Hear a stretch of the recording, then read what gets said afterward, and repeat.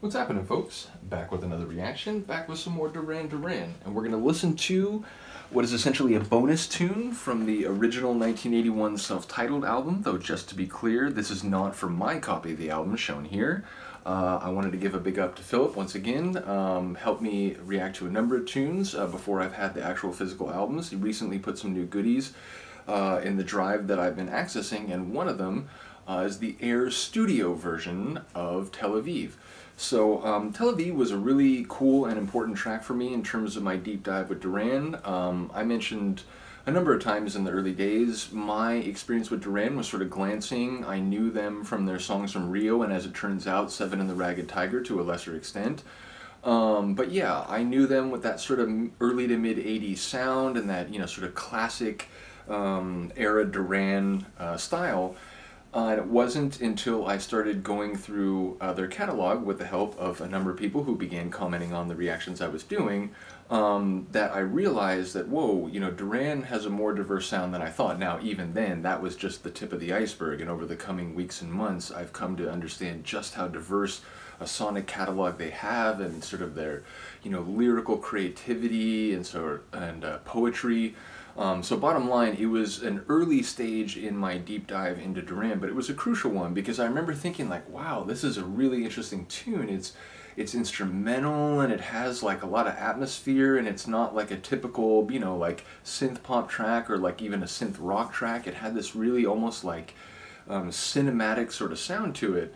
So it was very interesting to me because it was eye-opening. It was the beginning of the like, oh wait, so maybe, they don't just kind of sound like that, the Rio sound and that sort of mid-80s sound that I came to associate with Duran. So obviously, as I mentioned before, in the 90s there was a sort of change in that, and that I heard the wedding album material, at least the hits from that album, and it was like, oh wait, wow, that's fantastic. And I didn't know they were still making music or making music like this. So I suppose there have been like multiple stages in my life where I've been reminded like, oh wait, like Duran, they make really good music, and it's not just they're not just a one-trick pony. But yeah, Tel Aviv was another experience like that because it was near the beginning of the deep dive. So yeah, shout out to that tune, shout out to all of you who've given me insight on the band in any number of ways since then. And again, shout out to Philip for letting me access this version. So yeah, a number of you have mentioned that this is a really good version. I think a couple of you pointed out there's like a a live performance of it on YouTube.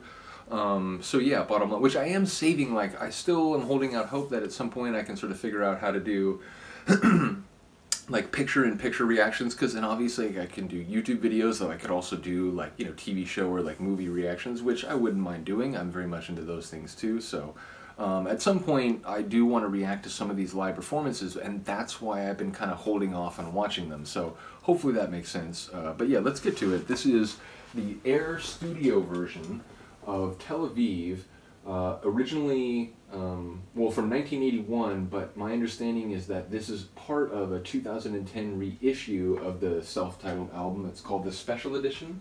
So yeah, I guess that's from 2010. Regardless, this is Tel Aviv Air Studio version by Duran Duran.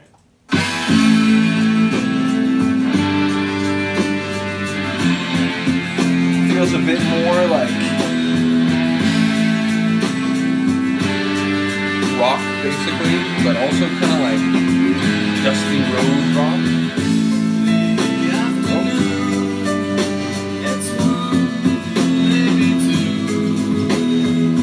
I'm not remembering it wrong, like the original is instrumental, right?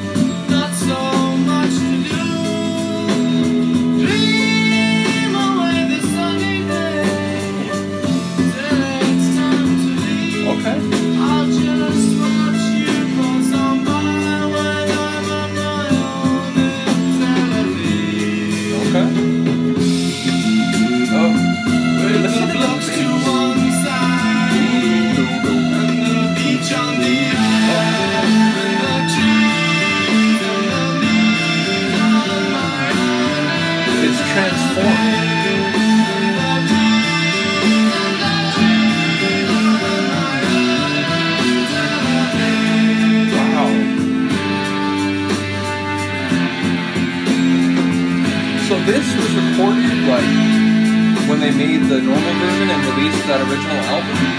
This feels like it could be later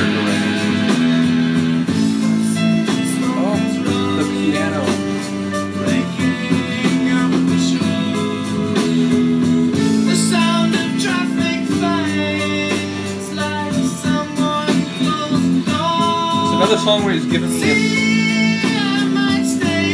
a bit of like Billy Corgan vibes.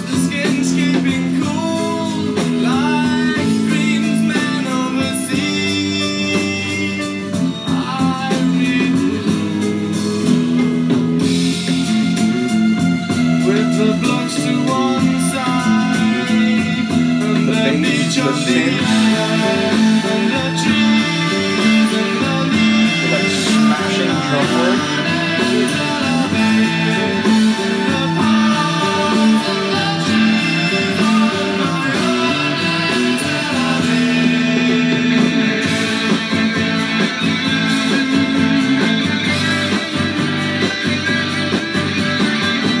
Feels like a classic rock tune. Like, what?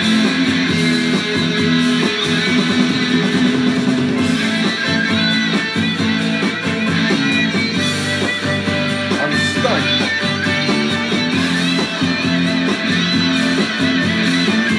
Feels like a Jimi Hendrix groove, man.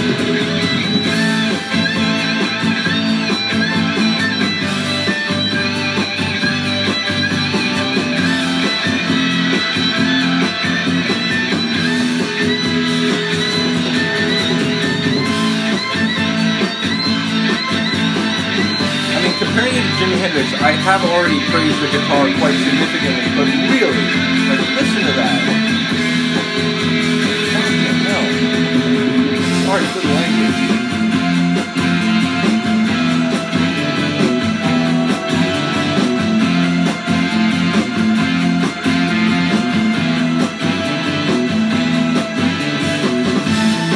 It has that, it's uplifting and also sort of dark and dirty at the same time.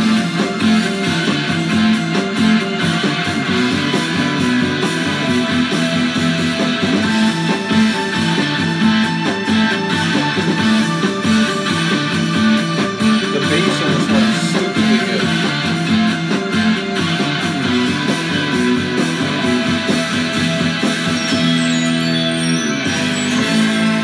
Like shattered wall. I thought it was over. Like, what? I gotta put down my tape. This is ridiculous. I'm gonna go into this kind of groove. Epic, cinematic. Now I feel like we're in a Pink Floyd song.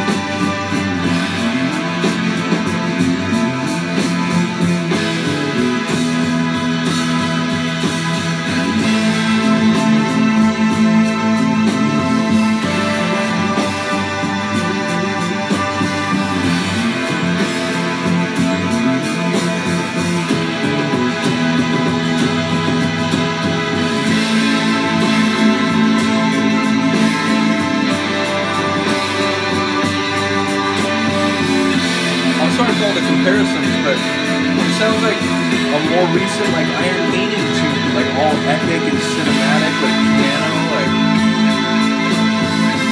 But no, it's all Duran. The guitar.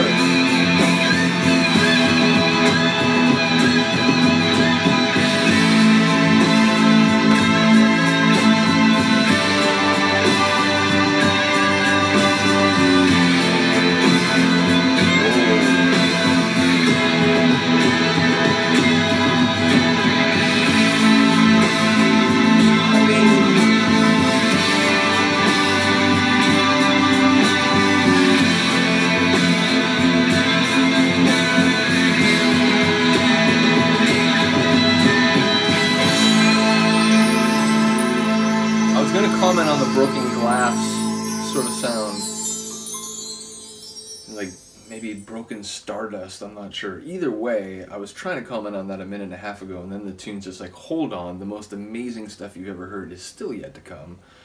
I mean, that's just incredible. I like the original, but that's just on another level. Now, lyrically, I was so stunned by the fact that there was singing, and you know, the guitar was heavier, and it was like a more of a rock tune at first, but it was still very cinematic, and by the end it had that like kind of slower syncopated section. So bottom line, I didn't, you know, the lyrics, I heard like a couple lines, and it's, you know, there were multiple refrains of like when he's on his own in Tel Aviv. So obviously, you know, I think it's set in the place name that gives the track its title.